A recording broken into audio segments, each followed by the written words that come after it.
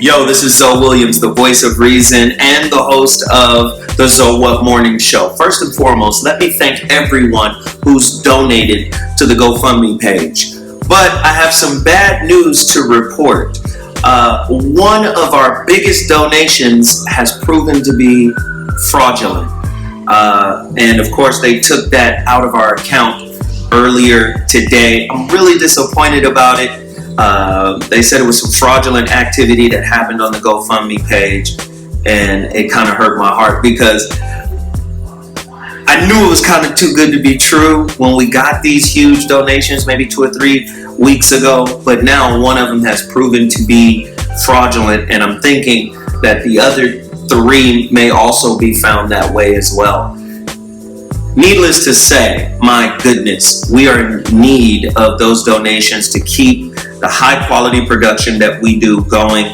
I don't know what to say about, who's responsible for it. I just know we got to keep pushing. I just know I cannot be stopped because of something like this. I just ask that everybody come together, coalesce around this cause, and donate to www.gofundme.com/Zoe Williams. If you appreciate the work we do and you love the shows that we produce, please, out of the kindness of your heart, continue to support. Thank you so much, and we'll keep it coming. Deuces.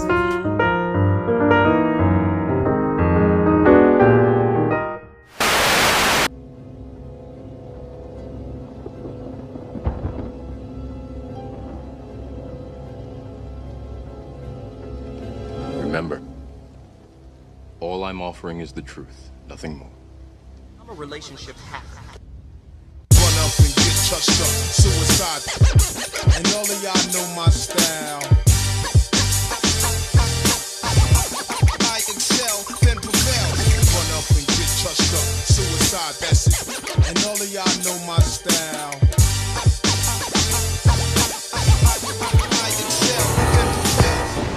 Ladies and gentlemen, you already know what it is. It's 11 a.m. Pacific Standard Time, 2 p.m. Eastern Standard Time. That could only mean one thing. The ZOWHAT Morning Show back in the building, up against your neck. Oh my God. I got hot cone. We got another incredible topic for you. You already know how we do. If you're not thinking we're not doing our job, number one, we're not doing our job. It's our job to provide amazing content that makes you think, that makes you go, Old Arsenio. Yeah, to steal from Arsenio. I didn't mean to steal that. I shouldn't have said it. Jesus. That was an Arsenio moment, right? But you already know, before we promote, before we get involved in all of that, we've got to promote black-owned businesses before we get into our topic. You're listening to Dash Radio, and this is Dash Talk. I'm Zoe Williams, and this is the ZOWHAT Morning Show. Let's promote a few things. I think I got something right here if you're watching. I got to promote this. I don't do a good job of it. My daughter reprimanded me. She's like, I watched your videos, Dad. You do a very poor job of promoting yourself. You just promote everyone else. Our Prima is AR, buddy. Prima's my daughter. Love her to death. You gotta get your copy of The Relationship Dismount. How to Stick the Landing When Exiting a Toxic Relationship. Hot monkey lava. A lot of people love this book. If you want to see some of the reviews, all you have to do is go to Kindle, Amazon.com. Go to the Kindle, because it's only available in Kindle form on Amazon.com. Any physical copies have to come through my website, IamZoeWilliams.com. But if you want to read some reviews to see what people are saying, check it out. Well, we got a 98% 5-star rating. That's what's up. Pretty powerful work, man. A lot of effort went into putting this book together. If you want a copy, IamZoeWilliams.com. Frank, pull up the website so they can see how you do it. Now. Also, Android Ohm. The shoe, I'm wearing a pair of these shoes right now.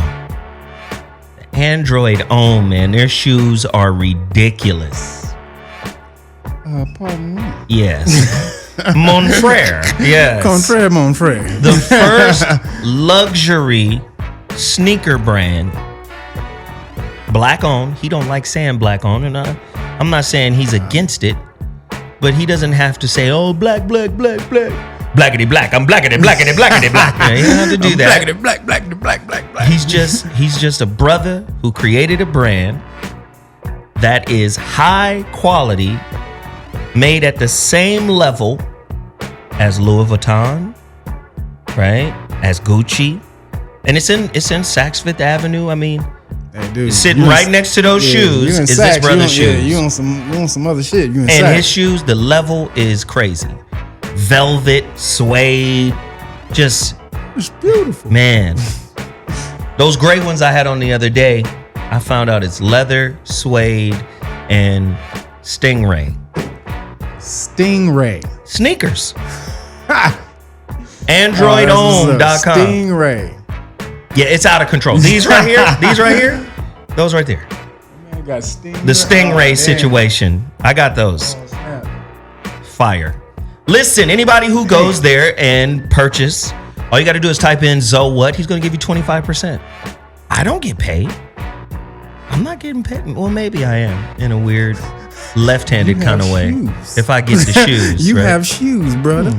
So if he gives me a pair of shoes, I'm starting to calculate now. Like, is that shit equal? Calculate that shit Like, on is up. that shit equal? I don't know. But I just want to see him win. I just want to promote him and see him win. Sure. I want to see him win. I want to see everybody walking around in these instead of some other brand.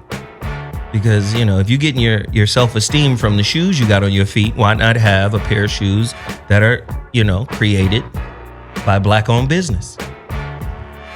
You can't say anything about the quality. The quality is on par. He don't like black-owned, melanated-owned business. Okay, here we go. All right, so He I'm don't cool like with that. He don't like you calling it black. And then there's something else I want you guys. Kaepernick7.com. Colin Kaepernick's website. Kaepernick7.com. The reason why it's important that we support Colin Kaepernick is because his whole situation is geared towards supporting inner city youth. I mean, we already see what's going on in the world right now in terms of, he's doing big stuff, seriously. you know, cops getting off after killing, you know, all that, you know, and he's doing big stuff, whether he's in the NFL or not. And we should acknowledge and support his acknowledgement and support of us by supporting anything that he lays down. Yep. So Kaepernick7.com. You guys got to go there, support that brother. Also, I want you guys to get over to Mind Blowing Apps, right? Or Mind Blowing Mobile Apps. Worldwide Solutions and Technologies. This is Wanda Trotter. This is a sister who has her own app development company. And when I say app, I mean high-end apps. She's been in the computer programming game for over 30 years. Man, so come on. exactly she knows what she's doing, man. And my app is hot monkey grease. Hey, my app is lit. Can they see that? My app that she did for me is ridiculous. That's ridiculous. You just replace dick with cock. Ridiculous. Wanda Trotter, man. Go support that sister. And I always say she charges people way less than what the apps are actually worth, in my opinion. She makes sure they get onto iTunes. She makes sure they get onto Google Play. She gets it done, man. She's not a game. No, she's not a game. Another company. Frank will pull up all of these websites as I go through them. Total Package Energy. I got some in the car. Man. And I'm very selective about when I bring them up here. Because they work. Have you tried them, Hassan? The Total Package Energy? You have, right? Yes, I have. Does it work? Yes, it does keep you hyped. I'm trying to tell you. Now, and it's natural too. This is what's crazy. This dude is a trainer. He's a physical trainer. He trains people. He's a fitness. Both of these guys are. They're fitness trainers. They get you in shape. My man Hassan has a juice line that we call We Juice, right? He calls it We Juice, OUI. We for everybody. We for everybody. Really, we yes. Juice. And he could tell you this total package energy is not a game. I tend not to drink that shit at night. Or I'm gonna watch 9 movies. Marathon. I'm gonna be wide the fuck up. Like Binge watching everything. I'm gonna be up. It's not a game. And I'm telling you, I did like a weird little comparison to 5-hour energy and total package energy. And for me, because I recognize that these energy drinks sometimes work differently for different people. Some people, Monster keep them up. Nigga, if I drink a Monster, nigga, I'm gonna be on the side of the road. I'm gonna kill somebody. Somebody gonna be dead because I haven't fell asleep. Right? Should not be drinking that shit. Right? And then Red Bull, sometimes Red Bull works for people and don't work for other people. What I know is that total package energy, that's like a battery in a bottle. I'm up, nigga. Fuck it. What we gonna do? We boxing? What we doing? We jump roping? We doing sit-ups? I don't know. I got to do something. There's been times where I drank that shit at night. I just had to get the fuck up and walk around the block. This nigga's You pacing can't do around the that block. shit. You can't do that shit in Inglewood. I just got the fuck up, man. This nigga started pacing around the block. Cause I knew what the fuck I did. I had one of them them total package energies. I ain't gonna be cool for another 10 hours. Dude, I had to walk. You know that park by the crib? Yeah. I had to walk down through the park. You know that park got a trail. I'm in this park at night. What the fuck am I doing? Seriously, what you doing? But I was so amped. I was probably glowing. Niggas was like, get the fuck away from that nigga. So, totalpackageenergy.com. Don't believe me. Try it yourself so you can see. Also, Triumph Beyond Designs. Right? These are the brothers who designed my website. Go to my website right now, IamZoWilliams.com, and see the quality of my website. It's incredible. The brother's name is Jarrell Whitfield or Whitefield. Triumph Beyond Designs. I promise you. The brother is professional. You get a complimentary, 3-month maintenance. So when he builds your website, he maintains your website for 3 months. Right? And then once he transitions maintenance over to you, it's kind of a tutorial kind of thing. He shows you how to maintain all aspects of your website. The boy is cold, man. He's cold as ice. He's cold as ice. Triumph Beyond Designs. Shepherd's Sweets. She's starting to take off, though. She's starting to take off in another direction. That's dope. She like making designer cakes for people. You know, Yeah. I'm like, all right, well, handle your motherfucking business then. ShepherdsSweets.com. That fucking candy, though. Candy crack. That candy is... It should be called Candy Crack. Should. She wouldn't name it that, but I know she wouldn't. but I think it should be called Candy Crack.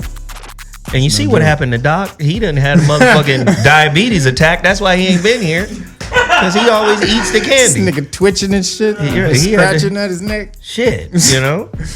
Let me see. Power in One Clothing. PIO Clothing. These are all businesses I promote for free, guys. I mean, with the exception of some free juices. Couple of nice bomb shirts. Thank you. And a couple of shirts. Yes. Cool kicks. Yeah. But that's free. For how much this shit is worth? It's free, man. Power in One Clothing, PIOclothing.com. Please support them. They got a lot of fly gear. I also love Nubia Apparel, NUWBIA Apparel. Go check them out, nubia.com. We got a couple of spots. Let me get one more in here. My cousin, Kenneth Boggs Suits. Everybody be complaining. Why you be promoting all this expensive shit? Because I want you to dream big. All this expensive shit. Yeah, you want a fine tailor-made suit. Seriously. You gonna kill 2 birds with 1 stone. If you get a tailor-made suit, your fat ass gotta stay the same fat size. That's right. Because if you get bigger, the suit don't fit. And if you Big get Mac too smaller, many. Yep. the suit don't fit. You got to stay there. So if you already fit and you get that suit tailor cut, you got to maintain that size in order to rock your suit more than once. It's a lot of people put that suit on one time. It fit one good time. And then 2 weeks later, At least they got that one good way. Kenneth Boggs Suits. This is my actual blood cousin. Man. Say what? Oh yeah, the Wingstop brother. Yeah, that's your boy then. Let me just say this. We getting Wingstop delivered to us today. And let me see, 100 wings, 4 flavors. Let's see what we have here. We have lemon pepper, we have Louisiana rub, we have a regular hot, and then we have Garlic, please. Some garlic. barbecue. No garlic. Is that cool, or would you guys like different flavors? I was just like, yeah, shit, I don't know. When I told my daughter we getting Wingstop delivered up here, she was like, I'm gonna skip practice. No, you're not. You're gonna take your ass to practice. No, wings are her favorite food of all things. Oh my God. Wings. It's just what she likes. I agree. So the brothers, they should be here in a minute, delivering this shit. Hopefully nobody ate any of it. This is his Tarzana store, right? Yeah. Brother got a Tarzana store. What's the brother's name? Go get on the microphone. You just talking to me like we out in the streets. His name is Jay. He's from Pasadena. Jay from Dina? Yeah. This is Dina Love? Jay. Of course. Jay, you know Jay? Yeah. Oh man, he got a Wingstop in Tarzana. What's the address for the Wingstop in Tarzana, man? I don't know. I've actually never been to a store. I always, he used to, when I used to deliver, because he always buys juice from me. So he started making this ostrich burger, Wait, hold on one second. beef bison burgers and stuff for me. Bro, can you go downstairs and see if these niggas got our fucking Wingstop? Because it could have got held up. I need to make sure it didn't get held up. Because it was some big, giant motherfuckers down there that look like they got sticky hands. So if we can pull that together. The dude can cook. He's trying to do another. He's about to move to Atlanta. Well, I think he's moving to Atlanta next year. But he's getting a burger place down there. Like what do you call them? One of those sports bars and stuff. Trying to get a sports bar down there where it serves like real good food, exotic foods and stuff like that in Atlanta. Listen, that's dope as fuck, man. I wish he could come in and sit down and promote his business. We would love to support him. Yeah. So, hey, look at this. I want everybody who is near a website, pull up this. I like bringing unique shit to motherfuckers too. Pull up Uniquely Wired. That's dope. You see what I'm saying? I think it's Uniquely Wired. I see an M. UniquelyWiredM.com. This is a sister out of New York who designs this fly ass copper jewelry. I saw Erykah Badu in some of them shits. Ooh, yeah, that was dope. She making them look real nice too. She showed this model. She making them look awesome. UniquelyWiredM.com. Go to that website. She's got little crystal crowns and look at this one right here. She all nice and shiny. She is delicious. I can't wait to take all that shit off. Oh, I'm sorry. Nah, man, but really, like if you're looking for a really unique look, yes, Lord. Yeah, that shit is fly. Yeah, she's bad. Yeah, check out the website. Okay. All right, look, that was the community empowerment. When we come back. Hold up. Oh yeah, that's right. Sorry. See how you do? See how you do? Most important thing we promoting. He forget about that. Oh, you're the most important thing. No, not me. You? People we trying to save, brother. It's you. Get on the bandwagon. Yeah, I don't bandwagon. Get on the bandwagon. I'm not a bandwagoner. See? Selfish nigga. Yeah, I'm still a Laker fan. That's proof I'm not a bandwagoner. That's right. Lakers, baby, Lakers. Go ahead, Cam. No, seriously.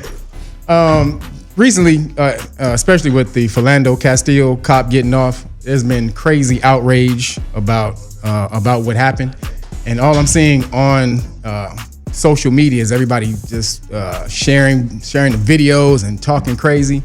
And even the videos that I put out with Cop Stop Guardian, everybody's giving them likes and they shares, but nobody's donating. This is a way for you to get involved. Niggas don't support? What you talking Man, what the fuck? It's like, dude, if you want to stop the police officers doing this, is not a panacea. We're not saying this is an all-out cure, but this is something that you can do. I mean, everybody, if you're so scared to have that when the police walk up on you, then have someone in the cockpit with you that's able to speak the police officer's language. And this is what we're trying to do. This is what we're going to do. So whether you help or not, the shit is going to happen.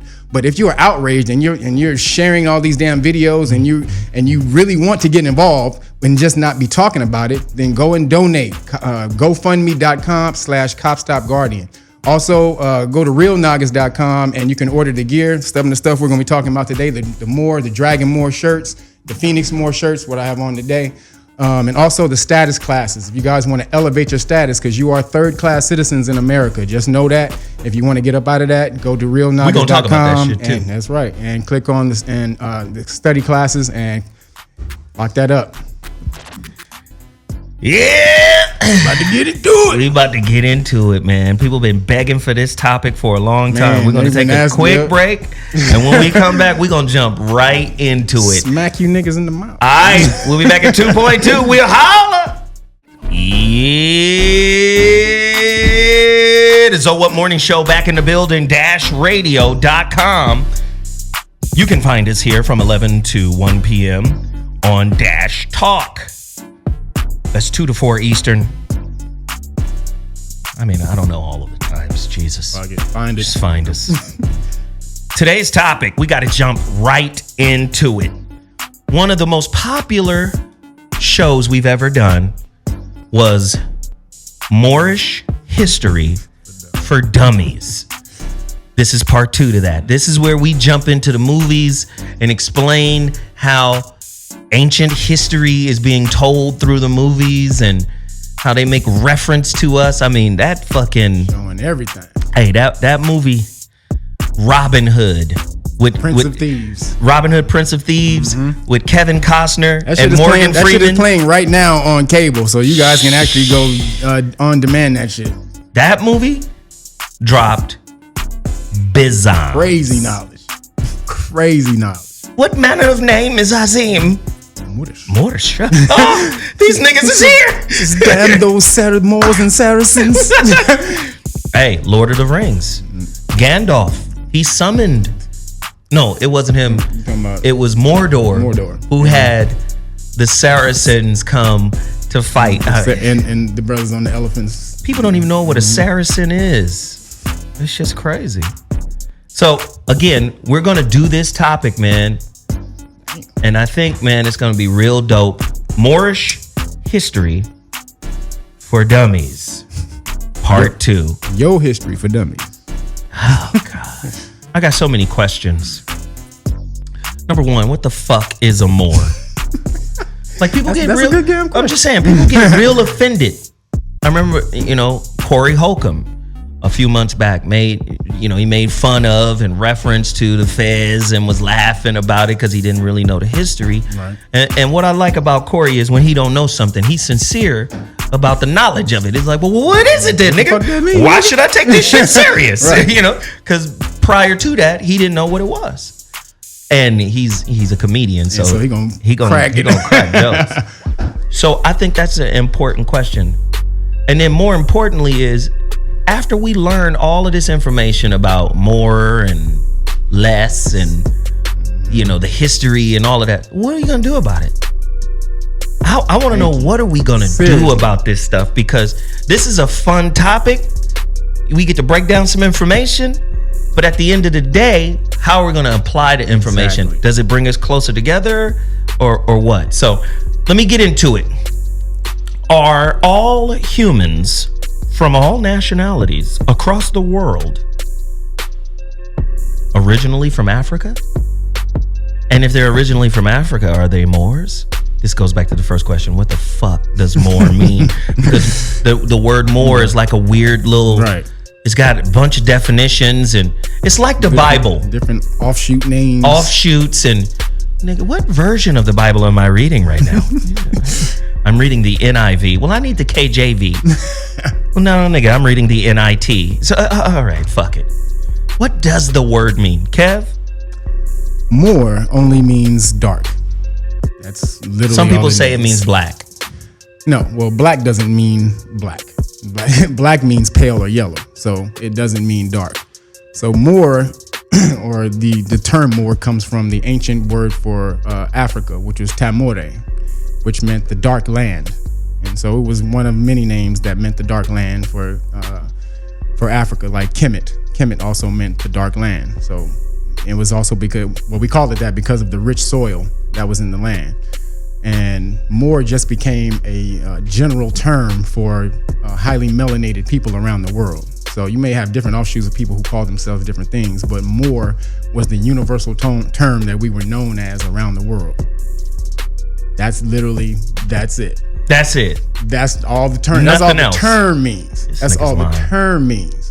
Now, the people, the Moors, you had different empires who would be considered as the Moorish Empire. So you had the ancient Sumerians, who was the first civilization, but they weren't called Sumerians. They were called the Sagiga, which meant the dark-headed ones. See, at no time did we use the word black. We always used the term dark.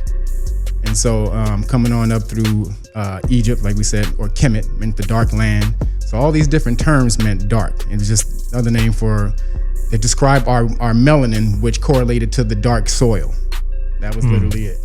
So where you get the importance of it is, or when most people place on and the importance of it, the biggest empire or Moorish empire back in the day or the first biggest one was the Phoenicians, the ancient Phoenicians. I was going to ask about that.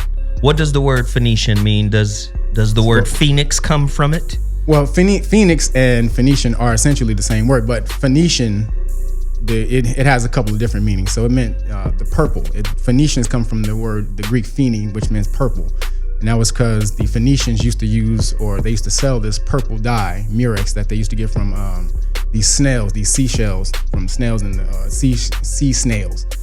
And they used to dye everything with it. So everything purple. This is where the royal color came from, because different monarchies, different royalties and monarchies around the world would actually buy the dye from the Phoenicians. And you can only wear that if you were royal or because like it was. So you can't wear purple. Well, the reason you couldn't wear it is because an ounce of it cost the equivalent of $25,000 today. Right. So if you didn't have that type of money, so that's why only royals actually used it. But the Moors were the greatest maritime nation, empire in history. Okay, just to make it make sense to the person who's trying to follow along, are you saying Moors are black people? I know you don't like to use the word black. Moors are highly melanated people. They are not black. But I'm just saying, just in the normal parlance. I'm not going to use that parlance. I'm just saying, for regular people to understand, man, shit. Right, they can understand melanated too. Okay. Why can't I use highly melanated? What he's saying in his roundabout way is the ancient Moors were black. And the only reason why I say in that term so people can understand, number two, Spain, the country of Spain today, are actively trying to cover the history of that 800-year rule. Why is that? Well, the reason I'm saying it doesn't mean black is because black had a specific term even back then. Right. So when the Moors, so we're going to move up. So the ancient Phoenicians were the biggest maritime nation. This is the seagoer. They were the seagoers. They were like the FedEx of ancient times. They they would ship anybody's shit on the sea for a price, and most of their biggest clients were the Egyptians. So you move on up. Okay, stop, because people are confused. Are the Egyptians Moors? The Egyptians were Moors as well. Do you see what I'm saying? Like how it gets. Well, this again, in ancient times, you had the people who ran the world were Moors. There were no Caucasian empires in the world back then. So every empire at that time, we're pretty much were of a Moorish or a high hue, which you would call a high hue. Now you're confusing people. How am I confusing people? Because it would be simpler to say everybody back then was black. No, but the reason I'm saying that is because black didn't mean black. Black meant you were a second-class citizen. It was But again, I'm not talking about the denotation. I'm only talking about the connotation. But we need to talk about that because the term black was placed in front of the term Moor. So if we're going to use the term black, then black doesn't. If Moor meant black or black means black, you don't say black. So the term black, Europeans do. The blackamoors. Well, blackamoor doesn't. That's why, because black doesn't mean black or dark. That's when the white people took over, and they called blackamoors because blackamoors. When they took over from the Moors took a subservient status, and so blackamoor was a second class. They were second class citizens at that point. Wow. So they were either Moriscos or blackamoors. Moriscos meant the little Moors. They got turned from the grandioso Moors to the little puny Moor. And so these were the different terms that got placed on us when we lost power. Hey, there go that food, brother. But the reason we want to start with the Phoenicians and get into that is because there's mythology that comes into this. And so you have an ancient creatures known as the phoenix and the dragon. And so the phoenix comes from the ancient Phoenicians because they were such a powerful nation and a rich nation. They at certain times the reason that the history of the phoenix, let's just go back to the phoenix. So the phoenix is a bird that dies. A phoenix is a bird that lives for 1,000, 1,500 years. It burns itself to ashes and then it's reborn from its own ashes. So the Phoenicians were attributed to this mythology because in ancient times, the Phoenicians were so rich that people would try to raid their empires. But because they were so linked with all the different empires, they would get word of this beforehand. They would leave. Snitches. Yep. They would leave and take all of their shit. Ancient snitches. And then when people came in, they would see the Phoenicians gone. Them people want your shit. They coming for your shit. But the shit was gone. So Phoenicians would pack all their shit on the boats and roll out. Wow. So when they came in to raid the damn empires, there was nothing there. So they would burn the empires to ashes. The Phoenicians would come back and rebuild their empires. So this is where the mythology of them burning to ashes and coming back from the ashes. But also it was attributed to all of our cultures because our empires, we would rule for about 5,000 to 1,500 years. Our empires would die and then we would come back. And so that's the mythology of the phoenix, as well as the phoenix being, or Tyre, the whole Phoenicia being in Lebanon, which is Africa. Let's go deeper here. So let me just say, go ahead. Are black people? I don't mean black. Man, are modern day Moorish black people? I'm just saying, is the spirit of the phoenix still in our people today? Or is it dead? Are we just ashes? Can we resurrect? I would say it's in some of us, but they have destroyed it in most of us. Which sounds like really good planning. It's great planning. That shit is awesome planning. They're gonna survive, goddammit. But they've done it by literally just hiding your whole history. So, in ancient times, the Moors were the first people who create slavery. So we enslaved everybody, including our own people.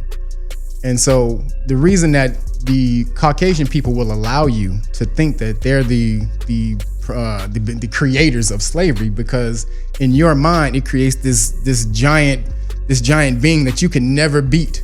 That this person or this group of people had power over you for all of your life. So it leaves you at a loss, for there's nothing you can do because they've always had power over you, and that's not the truth. You literally were ruling the world. The Moorish Empire, which trickled on down into the Ottoman Empire, just ended in the early 1900s. Well, explain the difference between the Moorish Empire and the Ottoman Empire. There really is no difference. The Ottoman Empire was just the name of one of the sultans who took over the empire. So the Moorish Empire, again, you want to separate these terms. Moor was only used to mean dark skin. Now you had different sects, you had different aspects of Moors, and what most people think were Arab. You had some light-skinned Moors. They were Arabs, but Arab is not a nation. It's not a nationality. It only meant desert. Well, people nomad. people don't understand. There's the term Arab itself. Right. Araba. It just means traveler, desert wanderer type shit. That's it. That's where you get Bedouin. Right. You There know. you go. I mean, they even call their cars Araba. So it travels. It moves from here to there. So Arab is not. When most people think of Moors, they think of the Arabs. Think Arab is an ethnicity, Right. when it's an actual verb. That's It's all just it is. Arab means the same thing as Hebrew, because Hebrew is Ebr, Yes. to traverse, to cross over. Right. One Somebody from- saw yeah. Abraham crossing over the Tigris and Right. Euphrates. One from beyond. Oh, he's an Ebr. He's a traveler.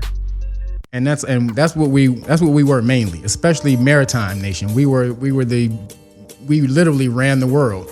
And when we came up on different cultures, we would demand what's called tribute, Taxes. What you would Ass, call gas, or cash. what you would call today taxes.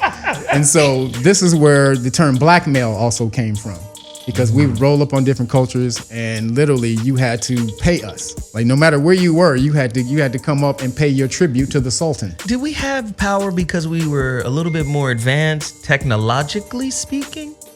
And that goes back to Sumerian, Egypt, all these different super advanced cultures. So, and that's the other reason they don't want you to know who the hell you were. Because if you found out who you were, then you would know that you are the creators of all of this shit. All of this science, math, music, engineering, chemistry, astronomy, astrology, all of that shit. All of it. Physics. Every fucking thing. You created all of it. And this is how you ran the world. But this is also why a certain karma came out, because we didn't share the knowledge with people. Do you think that's interesting? Because when you talk about the higher levels of education, it's really mathematics, right? Reading, right? And writing. When you look at the 3 R's, right? Reading, writing, arithmetic. Yeah, arithmetic. If you look at us today, those are the areas we suffer in the most. You can't listen. I love Antonio Moore. He talks about this thing called the decadent veil, where he talks about how the majority of the black culture, our focus is on fucking entertainment. In some way, shape, or form, we're trying to get into entertainment. Now the slave market. It is. Slave market. It is. And he broke it down in his latest video where he was talking about aspiring to be a basketball player isn't a high skill thing. That's not. No. Do you understand what I'm saying? Like, that's not. See, and somebody reached out and was like, didn't you take offense to that because your son is trying to be a ball player? I said, my son also, his major is business finance. There you go. Like, it's business finance. Money. First, right? Basketball, you make it, you make it. But if you don't, you're leaving that school with a business finance degree. Now, business finance, there's a lot of people who take business. Business could be a pussy ass little major, right? Business marketing. Business marketing, business administration. Like, nigga, business finance means I can build financial infrastructures for any company in the world. That's the hard one. Absolutely. That's the one that deals with, business calculus, business trigonometry. You got to know some math, some number crunching. You got to know that shit. So he was like, didn't you take offense to that? And I was like, nah, because we got a plan.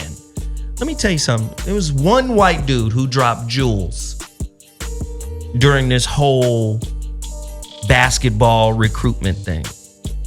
He said, Zoe, news got to know that being a basketball player and getting a scholarship, yeah, you might make it to the pros, but this is really not a 4-year deal. He said, this is really a 40-year deal. depending on what school and what major you take. It was like, you know how it's so easy for me to pay for all of these guys to go to Vegas and play in these tournaments, and we're not asking the parents for money? It's because I've got money. So I want to put the ball players in a position to get as much from the university as the university is getting from them. He said this is a 40-year plan. So if we created all of that, it's kind of genius that they're making sure that you're getting a diet version of education. That's genius. Again, though, that it's still a sort of a flip. So if when we had all the information and knowledge, we hoarded it. Like we wouldn't give it to. So they doing the same thing. They're doing the same thing. We would let certain people in, like certain high Wait a minute. level clergy. And certain people like that come to the universities in Spain, University of Cordova and Toledo, and all these different places in Spain that had all this high knowledge. And then they would take it back to their countries, and then they would be deemed as the super knowledge motherfucker. And they were just literally just a regular student in the Moorish Empire, but they bring all that damn knowledge back, and because nobody read in those countries. At least about 99% of the population didn't read unless you were in religion, unless you were in the church. Well, that's what the word layman means. Yes. The layman is he who is not of the cloth, he who is uneducated. The cloth is the clergy. The clergy, they had on the cloth, they had the information, they learned all that from the Egyptian priesthood, who were the ones who could read hieroglyphics, hieratic, demotic. They read that. All of that shit. The commoner wasn't able to read. And the reason that when the clergy was first getting this information, they literally had to create some type of mysticism so that no one would... The mystery schools. Right. And also, but also certain mythological creatures. So this is where we're going back into the phoenix and the then griffin we get into and all of these. And then the dragon. Gryffindor. But see, they didn't. But also the dragon. So this is where the dragon comes from. So dragon, just the word dragon means eye or clear sight. So I thought it meant the devil in the Bible. Eye or fucking clear sight. Devil only means slanderer, so that don't mean anything bad either. So you had in ancient times, you had to be enlightened in order to be a dragon. Like this wasn't for the layman motherfucker. But wait, slow it down, Kev. Slow it down, because we got to give him this bit by bit, piece by. Right. Do you know how fucking evil it is to turn the sources of light into evil as a way to obfuscate and make uncertain the truth? If dragon means clear sight, I'm gonna make the dragon the central evil character in the book. Scaly demon. That's a demon, nigga. The dragon is a demon. That's the scaly ass demon, and don't fuck with it. Don't fuck with it. And so That's you would get this fear from everybody else when on the high end they understood that you had to be enlightened. So that dragon. So when you go back into what most of these people were called, it's like go back to Arthur, the legend of King Arthur. So Arthur's name was Arthur Pendragon, right? Please tell him what Pendragon means. But actually, Pendragon actually means feathered serpent. Pen means feather because they used to use feathers to write with in ancient times. So Pendragon meant enlightened one, the enlightened one.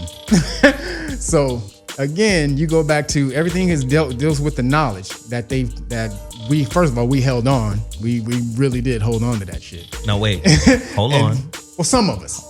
Hold on, because we know we made it an exclusive group because with the mystery schools, you had to wait 20 years before you could even get accepted. You had to be 40. And some motherfuckers waited 40 years to You had to be even 40 get years in. old to get into mystery school. And you hear Aristotle, Plato, those guys had to wait. Yep. And they become the fathers of philosophy. Philosophy. Yeah. Right? They had to wait. Now, the other part that's crazy too is who, according to Christian biblical mythology, was the wisest angel, the most knowledgeable angel. You know about Samuel? Lucifer. Samuel, the or And Lucifer means the light bearer. I've always said, we're going to make faith, right? The shit you lean on, belief, more so than the knowledge. We're going to make intelligence and knowledge evil. Right. But this is what they did that we didn't do. Crazy. We just held it. Some of us did. So this is where, you again, in history, you got Phoenix, you got people or some of our empire who was attributed to the Phoenix, some were attributed to the dragon. And this also represented two characteristics of Moors. So you had Moors who understood that we had to give knowledge. Knowledge was universal and we couldn't hoard it and we had to pass it on. Otherwise, a great karma would come back on us. And then they had the dragons, the dragon Moors, who just was like, yo, we the gods of the world. Fuck y'all, pay me my money. And so these were the two factions that were going on back in the day. Okay, so let's be clear. You're saying the dragons in a negative connotation here, even though dragon means clear-sighted. Right. So I want you to make the distinction between the Phoenix and the dragon Moor. Why is the dragon Moor considered negative? Well, it's not. Well, you got two different cultures. So the dragon Moor was considered negative because we enslaved people. So aggressive. Okay, right. let me frame it another way. Then the dragon Moor would be, because this is another term I've heard, brutish. Right, brutish Moors. They were called brutish Moor. Okay. So the dragon. There's two forms of dragon in ancient history. You got the black dragon, then you have a gold dragon. So the black dragon from ancient Europe, this was the evil dragon. This is what we were. This is us depicting. This is them depicting us enslaving people.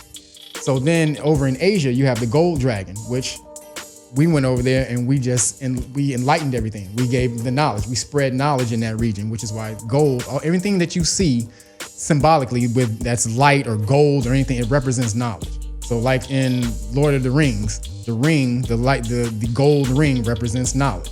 The Lord of the Rings. It also represents unity, which is something that we lost. The fellowship, the ring. The fellowship of the ring. So you had these two factions back in the day, which you still kind of got today. You even in the lower part, you'll see black people say, I hate niggas. And so this is, you got the niggas and black people. So again, same thing, Phoenix Moor, dragon Moor. So the hood niggas would be dragon Yes. or brutish. There you go. And the bougie, Yeah, I can't even give the bougie Phoenix. But you can't, yeah. Because you can't give bougie but Phoenix. in the analogy, and not necessarily. Nah, we can't do that.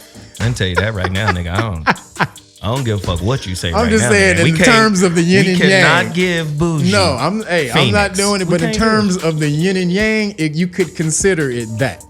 The dragon and the phoenix. And these two mythologies played out. So you go back to in ancient times in the Crusades. So you had something called the Dragon Order. And so. But the Europeans set this up. Yeah. This is where your mythology of Vlad the Impaler and Dracula and all of that come from. Right. So Dracula meant son of the dragon. And so because his father was in something. And they were devoted to killing the Moors. Right. That's what I'm saying. They were in something called the Order of the Dragon. And the Order of the Dragon was set up to destroy or kill the Moors. Literally, that's it was literally set up to wipe out the Moors. And this shit still exists. It still exists. We can go online right now and pull this up. Find the Order of the Dragon right now. I'm gonna finish this. We'll let Fuck shit up. You. So pull this shit up right now. You in here lying. We'll let shit up. So again, I'm saying this because they learned from us to where we were hoarding a lot of the knowledge. What they did was they said, all right, we're not gonna hoard the knowledge because that creates a certain type of karma behind it if you hoard the information. So what they did is they just put all of it out there. They put the information out there for you to find, but they put that just a little bit of that out there. They put a gang of bullshit for you to see. So it's your choice. So they put two things in front of you, and it's up to you to choose what's real and what's not. Oh wow! So when they throw shit in movies, so they'll come out with and they'll say, oh, everything in movies is supposed to be fake. But then they'll just start throwing everything in movies that's real. Like he mentioned earlier, Robin Hood, the Prince of Thieves. Like it's the Moorish history is right throughout that whole movie about gunpowder. He introduces gunpowder to Morgan Freeman's character. Morgan Freeman's character, who's the Moor. Again, Morgan Freeman. This all goes back to that as well. You know what's crazy about that scene? You remember the scene where Nottingham, the sheriff of Nottingham's nephew is riding up with his crew. Right. And Morgan is there, and he pulls out the telescope. Yeah. And he's looking. And and he see, hey, these motherfuckers is coming. And then Kevin Costner is like, yo, what is that? Let me. Yeah. And then he looks at it, and the motherfucker damn near falls. Yeah, he grabs his blade and starts stabbing. He's stabbing. And then Morgan says, it's a wonder how your uneducated kind ever took Jerusalem. I mean, this movie is dropping bombs. He called him uneducated right there. Like, motherfucker, y'all don't know shit. And so, I wonder how you fuckers. They have him deliver. He goes to the Sherwood Forest. He's delivering the babies for him. He's teaching them all how to fight, how to set up all these little traps and shit in the forest for when they get ready to fight. Oh, wow. He introduces gunpowder, and so they think it's magic. He says, "No, it's not. The magic is not with me. It's in the. There you go, the dragon with his tail." So we got to show him that. Frank, can you get this on the camera real quick? I just want them to be able to see. This is the emblem of the Order of the Dragon. This order is still alive today, and they're dedicated to stomping out the Moor. So you see the cross on his back, which is the cross of St. George, which now is the red cross symbol, right? For the red cross, the cross of St. George. And a nice Templar. You see the dragon, his tail is choking himself. They got his tail choking himself. So now, watch how this all ties back into the dragon and the devil in your Bible. The devil in your Bible is black people. Because they don't literally ever, black people. They don't ever want to see you come back into what it was that you were. Go look up old depictions of hell from like the 1600s, the 1500s, and you will see that all these white people, these Caucasian people, and there's nothing but black devils with pitchforks. Black, but they look like birds, demons, yeah, but they're like super oil black, and they got pitchforks, and then all the people in hell being tortured are Caucasian, and everyone who's doing the torturing are highly super melanated motherfuckers who they turn into monsters. Then go back to the Lord of the Rings, the orcs. The orcs are black demons from Mordor. Mordor. The Rise of Mordor. Saruman is Suleiman. Who is? I was going to say Suleiman. Who though? We don't know this history. Right. Who is Suleiman? Suleiman the Great. They call him the lawgiver. So he was a leader of one of the Ottoman empires, and he brought the law. Like he's put the smash down with the law. They feared the shit out of Suleiman. So that would be Saruman. Okay, now we got to go deep. This is very Masonry. Even so, now we got to get deep. Well, again, so going throughout the history. So there's a reason the Italians call black people mulis. Mulian. Right, Mulian. Go the fuck back to Africa. And they'll say, oh, it's because it's eggplant. Well, the reason it's eggplant is because there was the Sultan or Emperor Mulai who had something called the Black Guard, and these were mostly Moors from the Sudan, who he would send out, and they would smash the shit out of everybody. Now, when you saw these brothers, they were super, super nighttime dark, and they would go out and smash everybody, called the Black Guard or the Dark Guard. And so they feared the shit out of him. So when he rolled up on the shores, they would be like, Muli, Emperor Muli, and this is where you get Muli from. But they were so dark though that they equated their skin tone to an eggplant. That's why. So Muli's people, Emperor Muli's people, they got equated to the eggplant. Wow. So this is how ill you were throughout history. Like they have so much mythology for you, and they'll keep it mythology so that you don't understand. Cause look what's happening now with your boy David Icke. David Icke. What's up with him? You know, he is one of a lot of people who will turn this dragon and the serpent people into alien reptilians. Right. When you hear people talking about the serpent people, they're only talking about Moor. That's it. Even the ancient Asians, you're not considered royal unless you have dragon blood. Go look at the golden child. But do you see? Do you see? So what they've done now, because that's one of the biggest excuses or the biggest justification. Well, shit, we don't know how the pyramids were created. It was alien.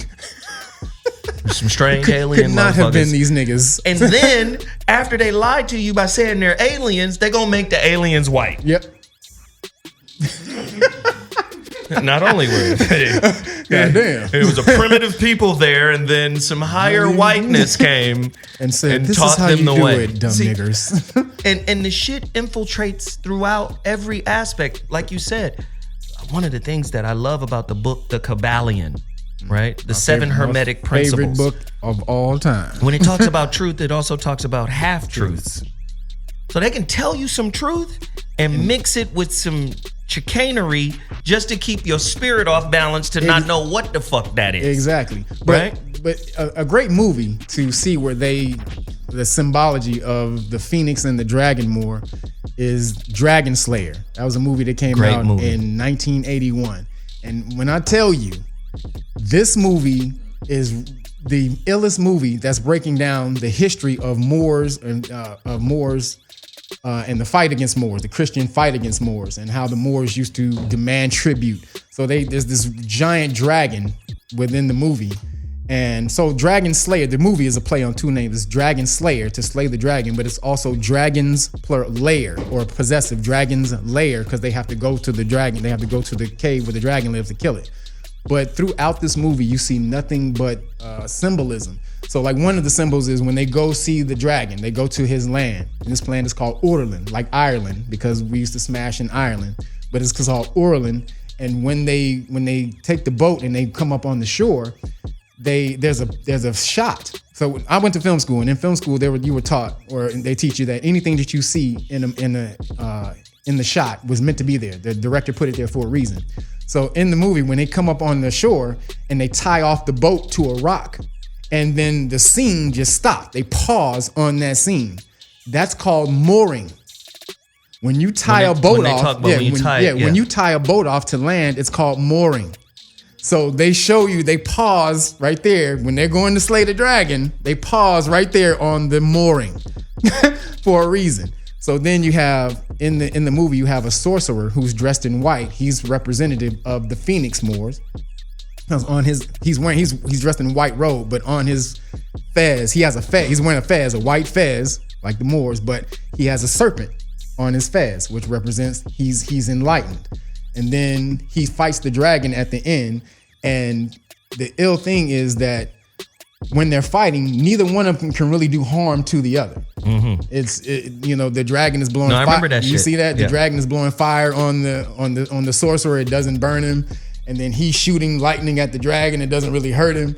And so the only way that, and I hate telling the movie, but the only way they were able to kill the dragon was the Phoenix Moor. The Moor had to destroy himself while he was with the dragon. I remember that. See, this is all symbolic. They can't kill you. You have to kill yourself. This is crazy. This is fucking nuts. Listen, we got to take a quick break. We got to let them breathe a second. Shit. I'm still at a space where I'm like, what the fuck does all this mean?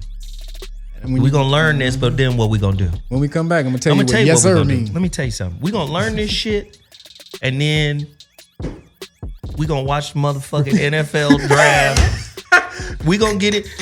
I mean, because Colin Kaepernick is doing some Moorish shit right now. Dude, he is more. Hey, Colin Kaepernick, off. Big ups to you. But are we going to support him? How do we support that? Like, we're so disaggregate. We're so broken down as a people. I always say we're so far behind culturally. Seriously. That when we do finally catch up, we got to let go of what we caught up to so we can move forward.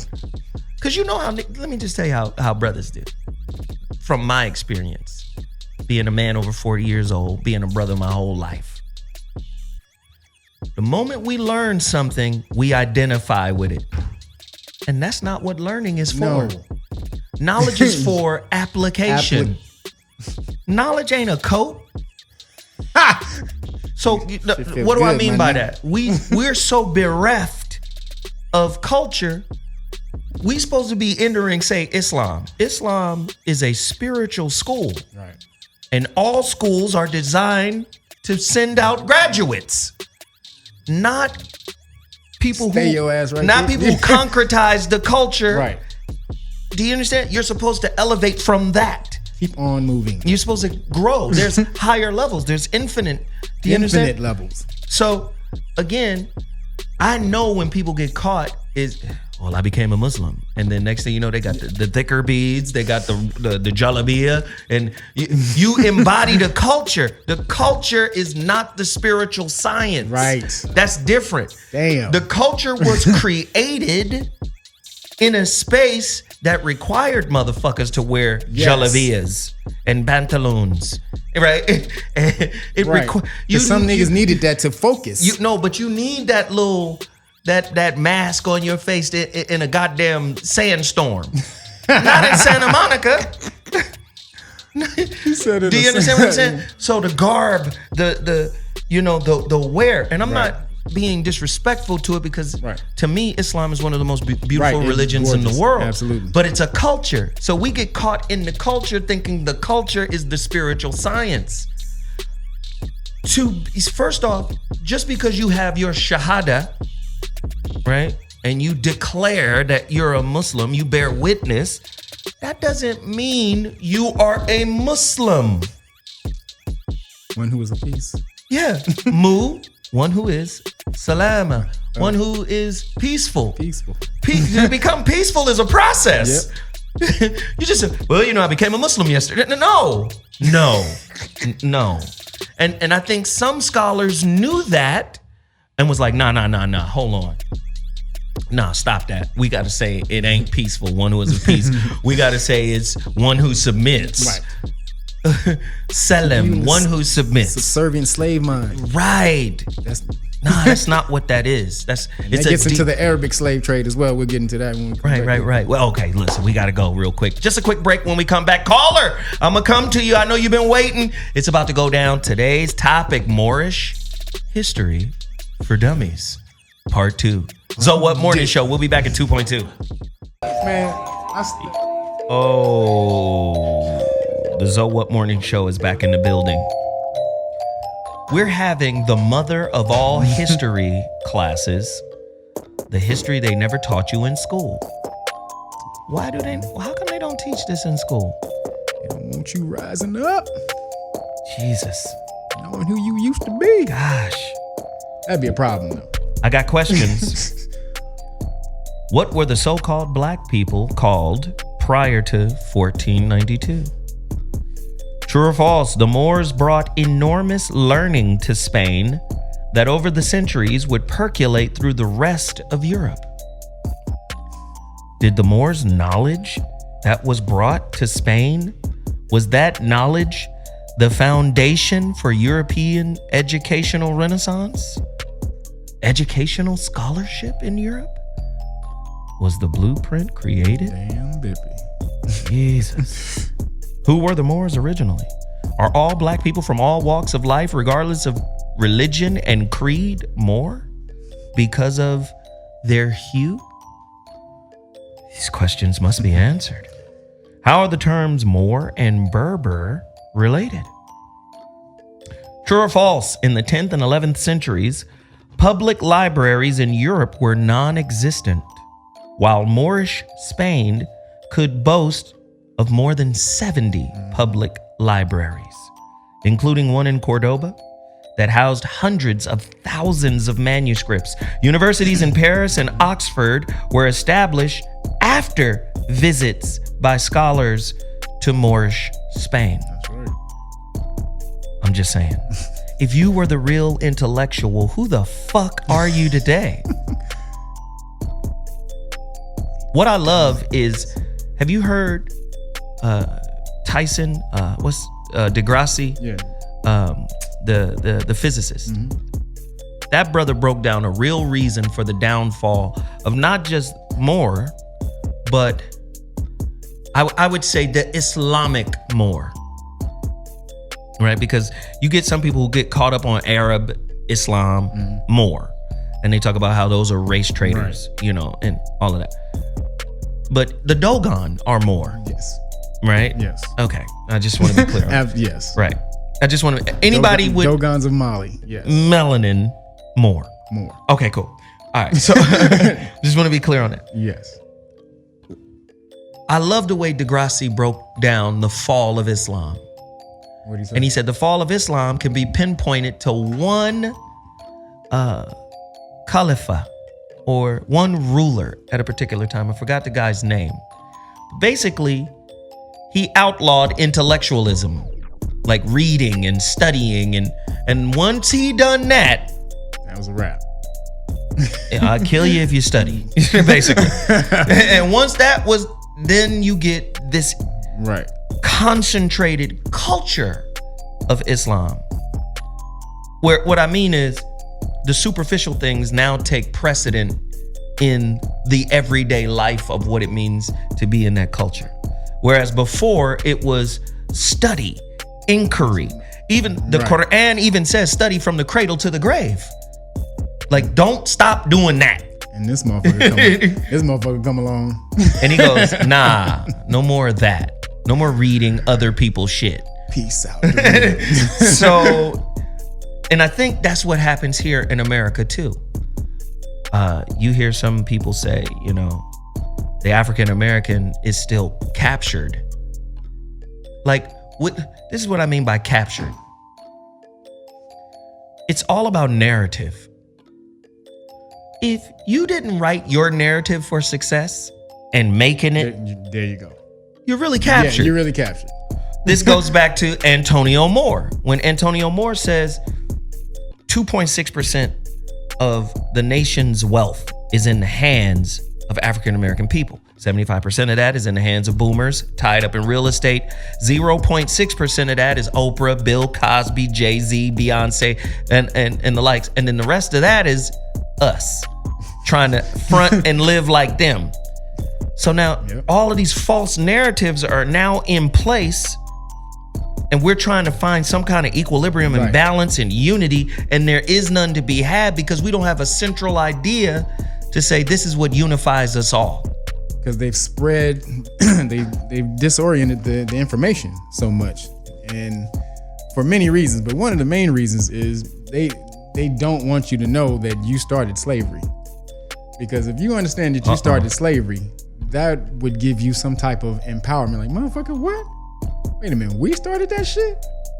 We wasn't the ones getting smacked up first? I want to see how this brother in here feels about hearing that. And so, you got... How do you feel about that when you hear black people started slavery? Shit, Let me go enslave some white people. The word slave comes from the people of Yugoslavia. That's where the Slavs. The Slavs. That's where the word comes from. But then you have to. That goes back to the Dracula. Dracul. You have to go back to that story, because that's, first off, Dracula is a fairy tale for a lot of people, but they don't understand the truth associated with it. Well, again, Dracula, the son of the dragon, his father being in the Order of the Dragon, which they were promised or dedicated to wiping out the Moors or the Saracens. So you had Vlad the Impaler, who came up after him, and this guy, he was what would be known today as an endocrinologist. So the mythology of him drinking blood and all of these things is because in your blood you have what's called, you have an endocrine system, which is your glands, and your glands secrete hormones within your blood. Some of these would be melatonin, melanin, these different hormones. And so within the blood, what they would do is they would kill Moors. This is Vlad the Impaler himself. He would kill Moors and then dip his bread in the blood and eat it. But is this true, or is this just a story? No, that's real. This motherfucker, he had a pit with spikes that this motherfucker, this is what he was known for, because he had certain battles where he actually smashed some of the Moors. So this is why he's such a famous dude, and they got statues to him, because he had a few battles where he did some damage. And so there was one pit where it was a spiked pit where he had all these Moors on spikes, and their blood would drip down, and he would sit at a table, and then the blood would drip into these bowls, and he would dip his bread in the blood. So tell them the name of this book. Is it the Ottoman Empire book? You talking about the dragon? Yes. Go get this book. What's his name? The Lewis dude. Lewis Gardner. There you go. Lewis Gardner. So you talking about Sir Lewis? Yeah, Sir Lewis Lawrence. Sir Lawrence Gardner. Lawrence Yes. Gardner. Tell them which the Grail Kings. The Grail, yeah. And then he also Grail has Kings. And he has the Lord of the Ring, Yeah, too. but there's also another one called the Dragon.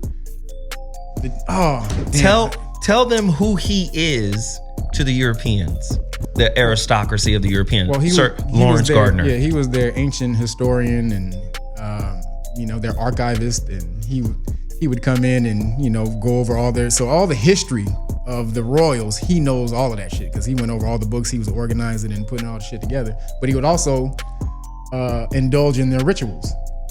And these rituals go back to this is where the melanin being secreted in the blood by your pineal gland and your glands, and they would take this because they thought that their melanin would increase when you would drink the blood when you take the blood. So this is where you get your Dracula and vampirism and all that. Right. So and ritual. So the ritual word comes from the ritu, which means the blood. Right. So this is and then vampire from Dampier meaning noble. This is why you always saw Dracula as royalty. Right. Count Dracula. Count Dracula. He was royal. Dampier. Vlad Tepes. Right. he was right. And then the werewolves, because this is all that's mythology and that shit, but the werewolves were the slaves. Right. And that was a different class of European that were at war with the Dampiers. And that's why, they would be all hairy and stanky and they'd be all in the fucked up garb and all this. That's why you always see the vampires as, royal. Do you see? Well, there's a movie that breaks this down. So Dracula Untold, that just came out in 2014. And so in the movie, at the beginning of the movie, Vlad the Impaler, he comes back from war. He's been working for the Ottoman Empire, the Muslim Empire. And so he finally goes back to his land and he feels, I'm about to chill right now. And then one of the Sultan's emissaries come through. I think it's actually his son or his nephew or something. He comes through and he says, the Sultan needs tribute. And he was like, wait a minute. He was like, look, I just served, you know what I'm saying? I'm supposed to get a pass. Wait, you talking about Vlad's nephew who turned on him?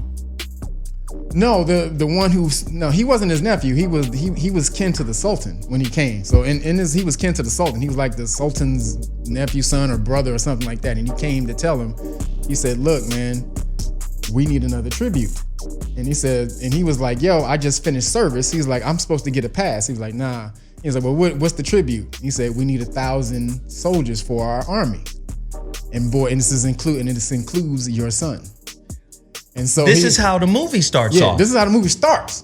This is how the movie. You're talking about the latest Dracula. Dracula, the latest Dracula Untold. He comes back. Yeah, he comes back. He tells him, "Yo, and some of the thousands soldiers that we need, or to replenish our ranks, we need 1,000 boys, and one of them we need your son." And he was like, "Oh, that's some bullshit."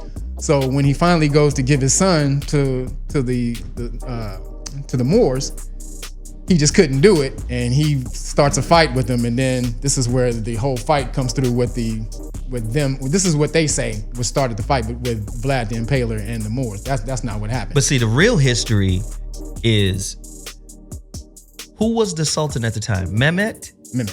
Mehmet rolls through, and he, checking on his shit. Because people don't understand, Lord of the Rings, that's Middle Earth. Yes. That's the Shire. He rolled through, checking on his shit, everything cool.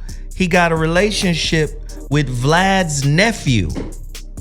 And he tell him, his nephew, hey, make sure your homeboy is on deck. Right. They leave, they go back, to the Middle East where they are, wherever they're set up. And then Vlad rolls through and kills like 30,000 of the Sultan's men. And then puts them on spikes You see this all the time in these movies. They got all them dudes on spikes. See, that was real. See, that comes from the real shit. The spike pit that he had. So then Mehmet rolls through 100,000 deep. Like, oh, you wilding like this? Let me show you what this look like. So he comes through. This is how I knew Vlad and all them motherfuckers was European. White people. This is how I knew. Because of what he said. This is the book, The Ottoman Empire. Mehmet rolls through with 100 deep. And he saw the carnage. These brothers' bodies stacked on these spikes. And you know what he said? Oh, hell. He was like, what kind of person would do something like this? Like, just the response was like, this motherfucker is. This is wild. Because remember, Vlad burned the city too. Yeah. Like, you can't have the city either. So once he saw that, he said, nah, never mind. He gon' the route he on, he gonna get himself. Right. And then he gonna get fucked up. The Sultan turns around and leaves. But later, his cousin Radu turns on Vlad and delivers Vlad's head to the Sultan. Now, Vlad the Impaler is, in European Slavic lore, he's way up there. That motherfucker. Because he was the Catholic Church. He was all things that was anti-Moor, and he smashed on them. So when you got people like that who were in history who smashed out, no matter how little it is, they exalt these people, like Charlemagne. Like there's an ancient figure in from Britain called Charlemagne, and he was a king Charlemagne, and the reason he's so famous is because during the Moorish expansion, they were taking over everything. They were smashing, and they tried to move into France, and Charlemagne kept them from moving into France. That was the next step, France. Right. They was about to take that shit all up. France was like, hell nah, my nigga. Well, the thing, how he did it though, it goes to the mentality of the Moors. See, the Moors, when they used to smash, they used to roll in and take up all the jewels and what they call boot, where you get the word booty today. So booty was all the good shit that after the Moors are still after that booty. Still after that booty. So booty would include the women, the jewels, the whatever else they would take. All of that was included in the booty. This is why we call women as booty today. This is what goes back to one of the things that appeased the dragon. Yes. Was the virgin blood. The virgin blood. The virgin, and so the Moors would roll through and demand the virgin sacrifice. So if you go over, it wasn't, and let's make it clear, it's not a sacrifice. Yeah, it's not a sacrifice. It's tribute. Bring that gooter. It's tribute. It's tribute. It's hey, give us your bitches, and we won't smash your shit. That's what it was. that's what that was. That's just what so if you look at that movie Dragon Slayer, and now when you're watching the dragon, just superimpose the Moor over that dragon. They have a lottery every year. This little town has a lottery every year where all the virgins have to put their name in the lottery, and whoever gets picked, they get sacrificed to the dragon. But see, that's what's so crazy. Now it gives context to Birth of a Nation. Yes. In a fucked up way. Well, the thing is though about come on now, don't play with it now. We already out there now. We ain't playing with it, but we already out there. It's already out. You talking about the original movie, The Birth of a Nation? That's what I'm saying. Like, because what I never understood was, well, what do they fear us for? Ain't nobody running around searching for white women. But that's embedded in the DNA. In their DNA. This goes to all the fear today. Because we're the raiders. Yes. The marauders. So again, you said Moor riders. So like the Moor riders. We were. I mean, you guys got to get it in your head how ill the Moors used to be. Like, and you got different people. Not all. No, Phoenix and Dragon. However, the Dragon Moors were some sick, ill motherfuckers. They would roll up and smash you. So like when just an example, there was called the Sack of Baltimore. So the Sack of Baltimore, overnight, the Moors rolled in. They would see Baltimore was a like a coastal town. So the Moors rolled into Baltimore, middle of the night, smashed everybody, killed the men, snatched the women and kids, and they didn't kill the men who could fight, who they thought could fight, or who sail. So they would put them in their ranks. They would put them in their military ranks and then just take off. So literally overnight they rolled in, smashed everybody, and rolled out. It was nothing left. So we used to do shit like that. This is why they used to fear, like literally. So are you saying we're responsible for what happened to us karmically? Karma is a motherfucker. I'm talking about the Atlantic slave trade. The Atlantic White folk regaining power, getting control of the gunpowder, creating rifles and shit. Yeah, but even the Atlantic slave trade wasn't them. That was the Muslim slave trade that they jumped into later on down the line. That was the extension of the Muslim slave trade. The Muslim slave trade went on from 630 something or 640 something until the late 1800s, 1900s. I mean, it was going on forever. Like, there's an estimate that they sold, like, so when in 1641 slavery became legal in America. At that time, you had what's called the Barbary Wars, and in the Barbary Wars, they enslaved over 1.5 million Caucasian people, just Caucasians. Then 50 million people from other lands, and over 100 million Africans. So you had the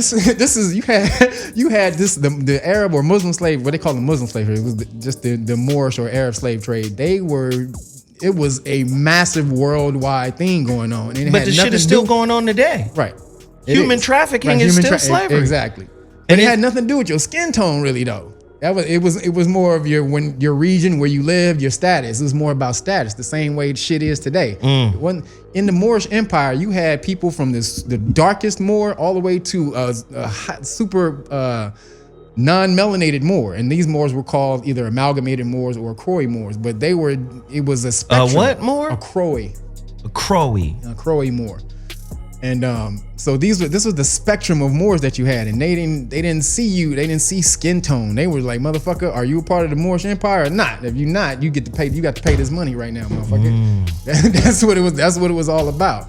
And so you get, now again, it wasn't the slave trade that the Moors were into wasn't. You had different aspects. So you had some who smashed, some who would treat the slaves very kind. When you say very kind, you mean they would educate. Right, they would educate. They would put them in madrasas. Right, they wouldn't force them to convert to Islam. So, you could still be a Christian. Yeah, you could still be a Christian. Although in that land you wouldn't get the benefits of being a Muslim, like so tax breaks and all this type of stuff. But if you did convert, then you would get all that different stuff. Do you think that's why they used the good ship Jesus and Christianity on the slaves in America? Like, we not gonna give you no remnant of no nothing. You're not gonna believe or remember shit. Nothing. You gonna be Christian. They had to wipe it. There were Christian Moors though. But that's what I'm saying. The Moors never forced you to be Islam. No. Like even when Saladin, so there's and you guys should look this Moor. His name is Saladin. He's probably considered the greatest Moor in history. And this is because he came and he took over Jerusalem. So when Saladin, when he came in and he took back Jerusalem. When he took it back, the Knights Templars were in charge. But when he took it back, he didn't make them convert to, that's why it's like that today. Yes. Every religion or all the Abrahamic religions stake some kind of claim to the Holy Land. Yes.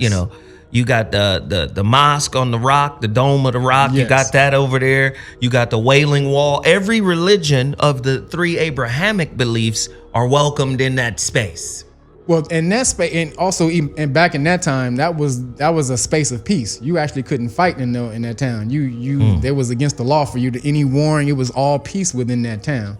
And so, you coming up today, and you try to look at why the mentality or why we have the mentality today, or why Caucasian people have this deep-rooted fear for melanated people, and they don't even know.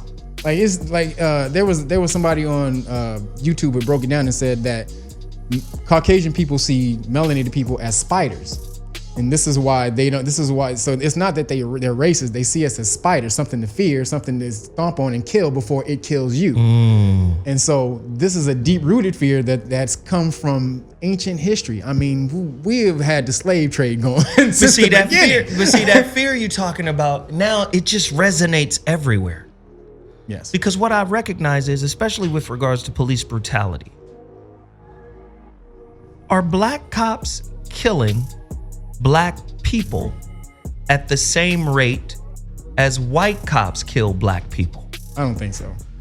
Right? Because I think it would be national news if if black cops would we're just mashing out on mashing out on So brothers. I'm thinking like at a DNA level, They're not there. they like, I'm scared of this motherfucker for real. Absolutely. Again, the That's something to think about. there's an officer that we talked to, Trey. Yeah. And he talks about, he's a Dallas police officer, and he talks about when he goes out on patrols, how the officers ask them when they got to go on patrol in the hood, how they ask him to go with them. And he's like, man, can you go to the patrol with me in the hood? He's like, man, go on over there by yourself. He's like, come on, please. And they're begging him, please come. He's like, man, they are scared. He's like, you don't understand. They are so scared of you. It's like, you think they're racist, but it's not. They fear shit. They fear the shit out of you. And so when you understand where the fear comes from, it's like, and so, black people have this, we're on this, we just been persecuted for 400 years and there's nothing else we've been able to do, and we've been under the foot of the Caucasian. And you got to take your history back so much farther than that and see the power that you used to have. And then you will really see why it is that they fear you on a different level. And that's where your information, that's where the coming out of it will. They fear who you used to be. They fear who you, and they don't want you to get back to that. They never want you to get back to who you used to be. Think of if you, as a dragon Moor, as you were rolling up and all you did was smack the shit out of people. Do they want you to get that? Because most melanated people today are uneducated. So think of most melanated people got this information of how powerful it used to be, and actually confirmed. It was actually confirmed for them. How many brothers would go out there and just start mashing the fuck out, just on some stupid shit? This is you don't think so? Dude, I know some brothers who would smack the shit out of Caucasian people if they had the power. If they had the power. Well, that's the same question in domestic violence. If women were as strong as men, or stronger than men, or if the strength pendulum flipped and women were stronger than men, would women beat the shit out of men? I don't think so. Look, somebody's like, yep. I don't think so. Somebody's like, yep. Periscope is lit. Niggas like, yes. That's not necessarily in their nature. I mean, they don't have. It's not in their nature. They're nurturers more so in the essence of their vibration. They're more. You know what I'm saying? You got some gangster But then women. this comes back to black people too. Well, yeah, Moors, right? This comes back to this too. So now my question is: are we our biggest enemy? Absolutely. Did we create evil? Absolutely. Are we the cultivators of that? We the cultivators, we the directors, the writers, the producers. This is all our show. And now again, you gotta understand there's different factions, just like there were different factions of Moors, the good Moors and the bad Moors, there are different factions of Caucasians out there too. And they're waiting on you to come back. So when we had to sit at some point in time, there's some white people waiting to help us. What kind of Captain Saver, bro? Captain Saver, bro. Dude, you have balance in everything. So if there's Caucasian people out there trying to smash you, then there's some out there waiting for you to come back. So in Masonry, this is what Masonry was for. Did the Moors create that shit too? Absolutely. Well, when I say the Moors, because people get confused. Moors, Arabs. I'm not talking about the Arabs. No, I'm talking about like some ancient. Yeah, you're talking about some brothers, the ancient brothers. Yeah, you had all these different barbarian cultures going, and barbarian only means foreign, so I don't say barbarian. You had all these different savage cultures back in the day, like the Visigoths, the Ostrogoths, the Vandals, and you had all these different. Well, that's who fucked up the Spanish Renaissance. Right. And the Vandals fucked up Rome. They fucked up the Roman Empire. So they were, they had no education. They were all aggressive. And so we had to come in and civilize them because they were just fucking up every goddamn thing. But again, as we were civilizing them, we were still taking them, we were still snatching them up, putting them in our ranks. But when they were in our ranks, we, like you said, we educated them. So they were able to move up within our ranks. They're only. Was that a Mamluk? Yes. Explain what that is. So a Mamluk means pale slave. So when we were going off and we were we was, Look at your face. He's like, what the fuck? Yeah, so Mamluks were the pale slaves. When we would take up what they called the Christian slaves. That's the code for Caucasian slaves. We would take them up and we would make them Mamluks in our ranks. And so a Mamluk was just a pale slave or pale soldier, and they would be able to move throughout the ranks. So it was Mamluks and Janissaries. So these were the different soldier groups or Caucasian soldier groups of the Moorish Empire. And this is mainly actually who they would use when they would smash on people. So they would they would have them do it. They would have them do it. Right. so that's another problem. That's probably another reason so why let's they hate come us. back to this. This is all well and good. What the fuck does this mean today? Like, how do we take this information and empower people to say, well, maybe you're not the Moor of the ancient time of 2,000 years ago or 3,000 years ago, however long it was, 2,000, maybe somewhere around there, maybe or 1,500 years ago. Maybe you're not the Moor of that time, but how do you imbue this, the story to, like, how do you imbue this into yourself, like self-esteem? And I don't have to wear Versace because that's some other shit. They were like me. Well, again, how do you turn it around? Well, again, learning the history of who you were will teach you. Again, all of this stuff is attributed to Caucasian people in on the surface. But if you go and you find the history, like, so you're saying the guard. So in Spain or in Italy, the Moors ran Italy. This is just the last time they ran Italy for over 300 years. So all the fashion comes from you. That fashion in that region it's called couture and all that stuff. That is us. Even the romance. Yes, even. So when they talk about, like, what is romantic, or Rome,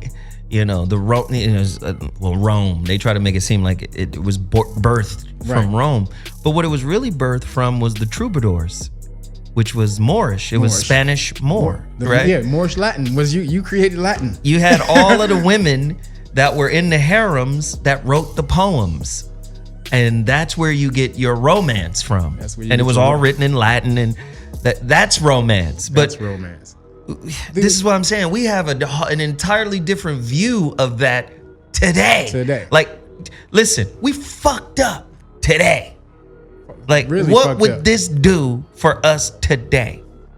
What would this do for us today? Well, self-empowerment, first of all, because you have most melanated people out here trying to be somebody else. I'm trying to be Gotti gangster, the new Gotti, or this or that. I mean, and the connection of what you understand, these people who you're trying to copy, they're copying us. They're copying you. Right. So if you go back to the beginning and understand that you had the power first, then you bring back that energy. You actually resurrect that energy within yourself. But you can't if your culture is so broke that the only lottery ticket they got is sports and rap, acting, tap dancing. This goes back to Lord of the Rings. Again, what they have taken from you is the knowledge of unity. That's what that ring represents. And it says in the movie, if you go watch that movie, it says the ring is always looking to get back to its master. Us. It says, us. You have to unify. Oh, that Elvish, when you put it in the fire, you see the Elvish script, which is Arabic. One of the reasons that the Christians were able to take Jerusalem in the first place is because when the Moors were ruling it or running it, you had different clans of Moors.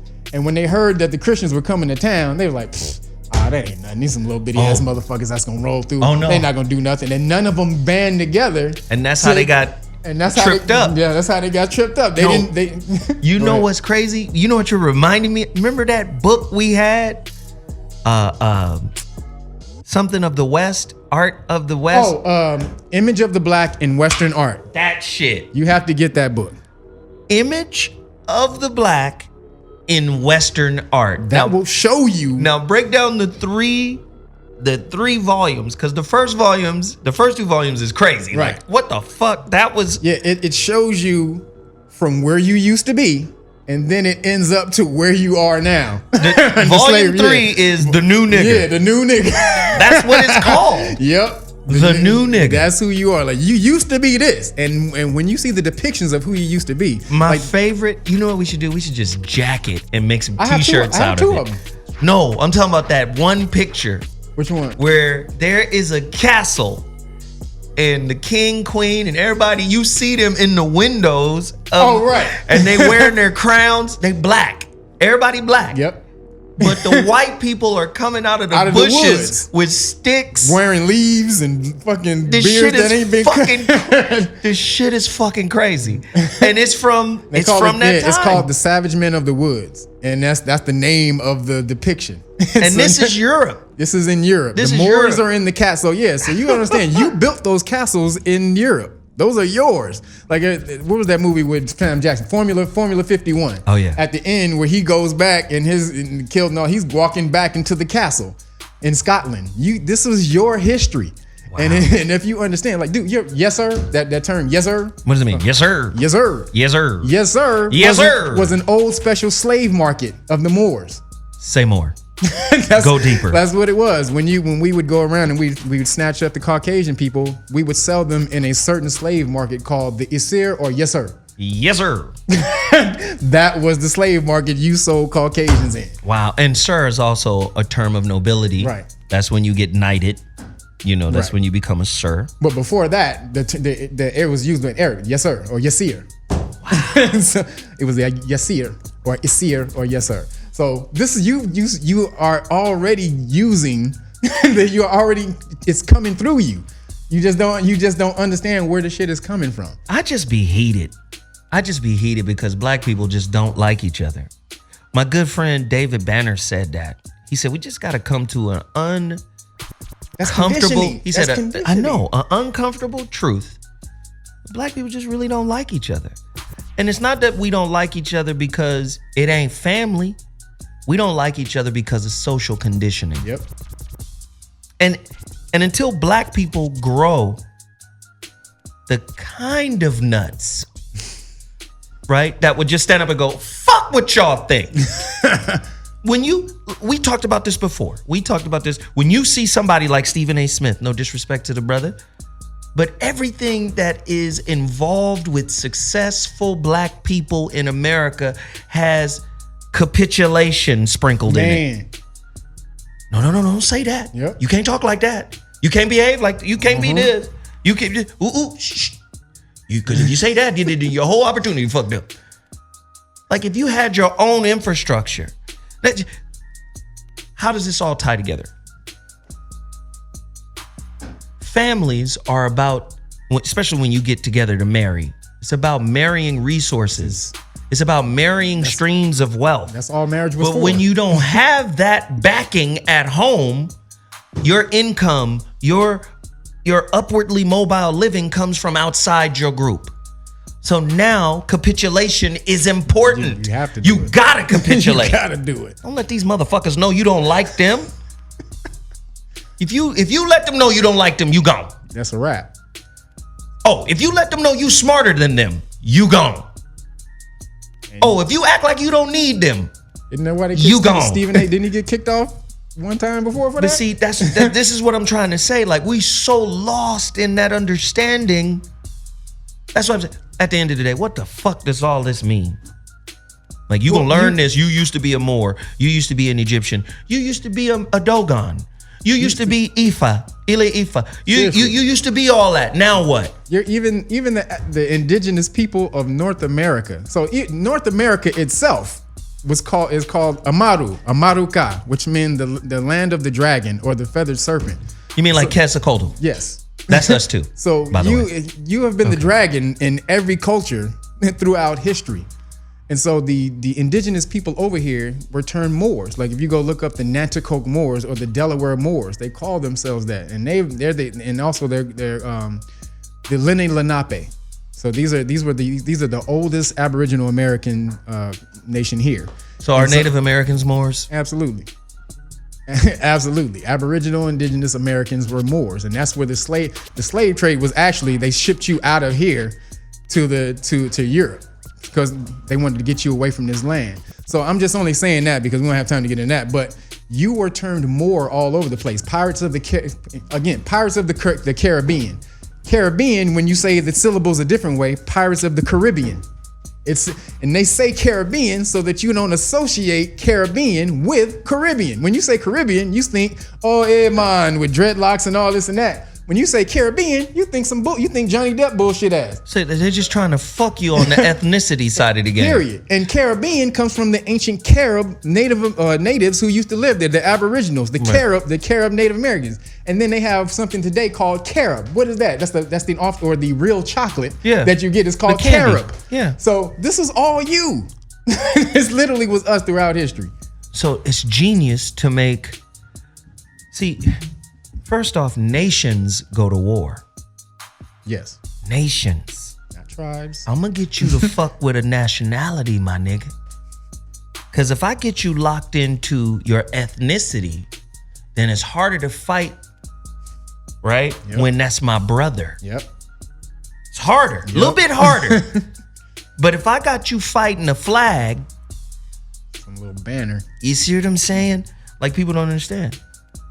You go back to the ancient Native Americans. You got to deal with the Olmecs. You have to deal with the Olmecs. Now, how do you deal with that? They're Dogons. They were Dogons from Mali who walked over here when the landmass was connected, or called Pangea. Look what they did to the Spanish guys that were born in South America.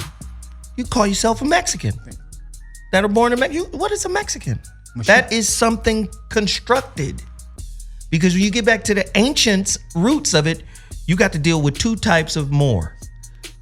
One, Olmec. The other one, Asian. Yes. This is how you get a Native American. Right. That's African and Asian mixed together. That's right. That's why when you go look at them Native American groups along the northern part of the west coast of America, going up into Alaska, you start seeing that eyelid is Asian. Absolutely. Now, people go, well, the Asians ain't black. Yeah, they are. Yes, they are. They already did the research. How you gonna still be out there saying that the Asians ain't black? Go look at some of them Eskimos. They darker than any brother you see. Some of them are darker than any brother you see in the hood. You see what I'm saying? So when we start talking about, that's why this dude really thought he was in India when he landed here. I was on my way to India. Exactly. I got there. I saw some Indians. No, you saw Indigo. Right. What does India mean? Here's some movies that you guys want to check out if you want to check out how they hide your history. Dragon Slayer, we said, Robin Hood, Prince of Thieves, Kingdom of Heaven, The Black Knight with Martin Lawrence, Rob Roy, True Romance. Oh, True Romance. Oh man, that really breaks it up. He killed it. Okay, yeah. The Long Ships. Dennis Hopper. Yes, Dennis Hopper. The Long Ship with Quentin Tarantino wrote True Romance though. That shit was fire. Yeah. The Long Ships with Poitier. Sidney Poitier. Harry Potter. Harry Potter for real. Man. Lord of the Rings trilogy. His name is what's the evil dude's name? Voldemort. No. The T is silent. Just like in mortgage, it's not mortgage, it's mortgage. It's Voldemort. Yeah. So again, you are hidden throughout this whole shit. It's cool. We're the Dracula devil. Untold, Hidalgo, 300, Prince of Persia, and Prince 300. 300. What about the Kingdom? Yes. Remember the Kingdom? Yes. Oh, okay, never mind. Kingdom of Heaven. That's one. And Kingdom of Heaven, and then King Arthur, the one with Clive Owen. All right, really quickly, we got a caller in here. We want to get him in. Caller, you're on the line. What's your name? Where are you calling from? Welcome to the ZOWHAT Morning Show. Speak on it. Caller. Zo. What's up, bro? How you doing, man? What's happening? What uppers? First of all, Zo, were y'all on the air last week? Yeah, we were on the air last week. I was trying to find the video.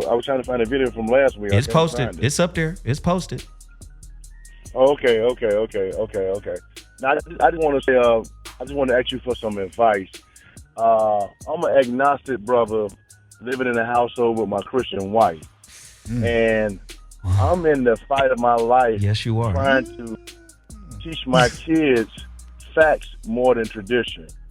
And I just want to know, do you have any insight on, can you help me with this? First off, it's very difficult to accomplish that when you don't have the other parent backing you. I mean, because this is an ideology. And typically within a household, it's possible to have a blended ideology. It's possible, but a high level of respect has to be in play. Like, I may not agree with your father, but I respect him. I may not agree with his religious belief system, but I respect him, and I will not denigrate it to you guys when he shares the information. When you have families that are of that elevated consciousness, they will present their different information to the children and allow the children to consciously choose on their own. It's very hard to have a combatant, an ideological combatant, because now it puts the children in an awkward position and they're forced to choose, which is something they don't want to do anyway. You feel me? So, okay. And this is touchy because you can't teach somebody their spiritual path. And you can't convince like, you understand what I'm saying? Like, if I'm dealing with somebody who's hell bent on being Christian, well, good. I'm not going to change that. I'm not going to try to change that because that's what your spirit that's what you chose, and that's what you want. And the reality about spiritual evolution is it affects people whether they know they're being affected or not. Mm-hmm. So if you're doing what you're supposed to do in truth with your spiritual journey, she'll recognize that on her own, but it's not up to you to try to convince her or convert her, because conversion to me is an act of force. It's an act of aggression. Mm-hmm. I hope I helped you, bro. Okay, maybe I didn't explain it clearly. She's 45 years old. I'm in no shape or form trying to change her. Mm-hmm. I think what I'm trying to do is I'm trying to protect my kids from basically being taught the traditions. That's hard, but that's hard. That's hard when their mother is Christian. That's hard. Yeah. So what you're basically telling me is you've already drawn a line in the sand and you're at war, because that's what you're looking to protect against. What I'm telling you is, from a spiritual standpoint, you allow whatever to happen, and the children, because they have you, will choose on their own anyway. Let me give you an example. I got 2 older children who their mother, she wasn't necessarily Christian, but her whole family was. And then the family gets involved and be like, can I take your daughter to church? Well, my daughter went to church a couple of times, but my daughter got me. So she go, listen, my daughter's daycare, when my daughter was 4 years old in daycare, the lady at the daycare called and said, that is his child. Because she was in here giving us a lesson on Christianity and how it ain't the shit that we should be fucking with. Shit. You get what I'm saying? So the authenticity of you is the thing that's got to go. You can't, you know what I'm saying? You can't force it. So you're in a rock, catch-22, rock in a hard place. But listen, bro, we gotta go. We running late. We really gotta go. But I appreciate the call. Thank you so much for sharing your information, bro. Thanks. We'll be back again tonight, 5 to 7 p.m. The Voice of Reason will be live. We coming with fire. I appreciate everybody for tuning in. Moorish Histories for Dummies. Yes. Please go to GoFundMe.com/CopStopGuardian. We need you guys to pitch in and stop complaining and do something about it. Also, RealNuggets.com for the Dragon Moore and Phoenix Moore shirts. All right. We out. Holla. Deuces.